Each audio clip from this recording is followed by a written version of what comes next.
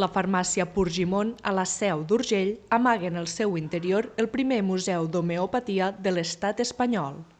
L'espai s'ha inaugurat aquest 10 d'abril, coincidint amb el Dia Mundial d'aquest mètode terapèutic.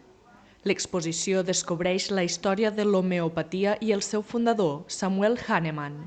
És alemany, ell era metge, farmacèutic i també químic, aleshores és el que va trobar aquesta manera, no?, de donar els medicaments a la gent sense pertorbar. I també una cosa que és molt important de l'homeopatia és que les proves no estan fetes amb animals, sinó que estan fetes amb éssers vius, amb nosaltres, amb els humans. El projecte va començar fa 3 anys amb l'objectiu que les peces de la col·lecció privada de la Sofia Roca perdurin en el temps.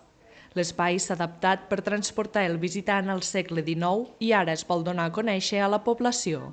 Hem decidit que sigui una forma d'explicar l'homeopatia, no de ni jutjar ni reexplicar-la, òbviament és gratuït, i llavors intentaríem que vinguessin des d'escoles, nens, fins a gent que estigui interessada, gent que en pren i no sap d'on ve, o gent realment metges que s'hi dediquin, o farmacèutics o terapeutes que es dediquin a l'homeopatia. Obert a tothom. La visita a l'exposició es pot fer de manera gratuïta en l'horari d'obertura de la farmàcia.